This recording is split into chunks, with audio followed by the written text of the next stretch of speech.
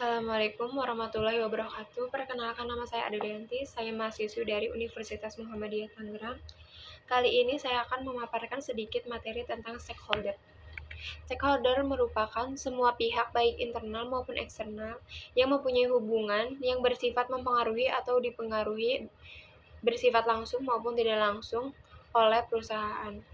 Batasan stakeholder tersebut mengisyaratkan bahwa perusahaan hendaknya memperhatikan stakeholder karena mereka adalah pihak yang dipengaruhi atau mempengaruhi baik langsung maupun tidak langsung atas aktivitas serta kebijakan yang diambil oleh perusahaan. Jika perusahaan tidak memperhatikan stakeholder, bukan tidak mungkin akan menuai protes dan dapat mengeliminasi legitimasi stakeholder. Adams 2022. Perkembangan teori stakeholder diawali dengan berubahnya bentuk pendekatan perusahaan dalam melakukan aktivitas usaha. Itu menurut Lesman dan Taring 2014 menjelaskan terdapat dua bentuk dalam pendekatan stakeholder, yaitu Old Corporate Relation dan New Corporate Relation. Perbedaan yang mendasar dari kedua pendekatan tersebut terlihat dari segi penekanan bentuk pelaksanaan aktivitas perusahaan. Old Corporate Relation menentukan pada bentuk pelaksanaan aktivitas perusahaan secara terpisah yang setiap fungsi dalam sebuah perusahaan melakukan pekerjaan tanpa adanya kesatuan antara fungsi-fungsi tersebut. Hubungan dengan pihak di luar perusahaan hanya bersifat jangka pendek dan sebatas hubungan transaksional saja tanpa ada kerjasama untuk menciptakan kebermanfaatan bersama. Pendekatan yang muncul banyak konflik bagi perusahaan karena perusahaan secara tidak langsung memisahkan diri dengan para stakeholder baik yang berasal dari dalam perusahaan maupun di luar perusahaan. Pendekatan New Corporate Relation menitikberatkan pada kolerasi antara perusahaan dengan seluruh stakeholdernya. Hubungan perusahaan dengan internal stakeholder dibangun berdasarkan konsep kebermanfaatan bersama, sedangkan hubungan dengan stakeholder di luar perusahaan bersifat fungsional yang bertumpu pada kemitraan, sehingga dapat dikatakan bahwa pendekatan New Corporate Relation mengeliminasi jarak di antara para stakeholder perusahaan. Perusahaan tidak langsung mengeksklusifkan dirinya dari para stakeholder sehingga dapat pola hubungan semacam ini. Arah dan tujuan perusahaan bukan lagi berorientasi pada penghimpunan kekayaan besar-besarnya, namun lebih ke pencapaian pembangunan yang berkelanjutan. Itu menurut Sustainability Development, Lesman dan Taringan 2014.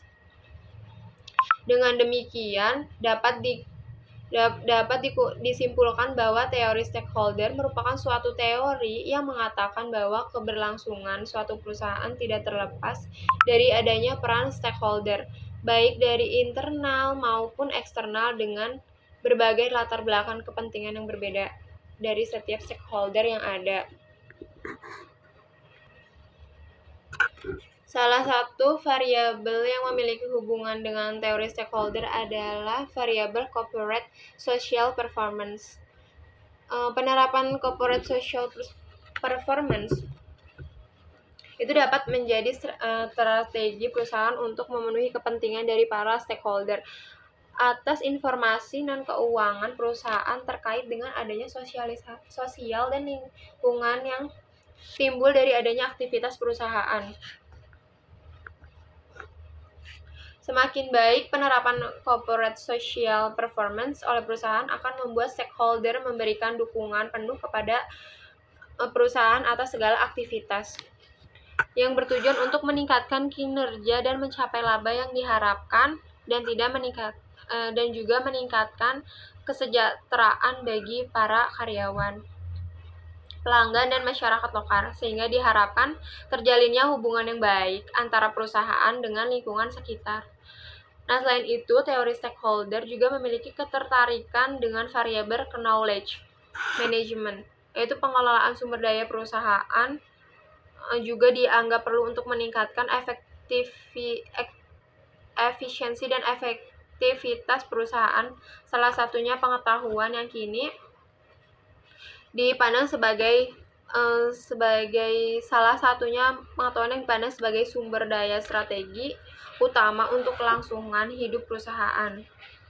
Penerapan knowledge management atau manajemen pengetahuan merupakan salah satu cara perusahaan untuk menghadapi persaingan antara tuntutan yang semakin tinggi, pengetahuan maupun aset yang harus dimanfaatkan oleh perusahaan guna mencapainya. Kepentingan perusahaan dan para stakeholder, pihak stakeholder internal maupun eksternal berperan aktif dalam mengelola manajemen perusahaan agar dengan keikutsertaannya dalam mengelola manajemen pengetahuan dan meningkat mutu pengetahuan di dalam organisasi itu sendiri, sehingga dapat meningkatkan kinerja manajemen. Dengan meningkatkan kinerja manajemen akan mempengaruhi stakeholder eksternal, sehingga stakeholder eksternal yakin bahwa perusahaan tersebut bisa bersaing di era globalisasi seperti ini, serta dapat tercapainya tujuan perusahaan. Mungkin sekian yang bisa saya berikan. Terima kasih sudah menonton video ini.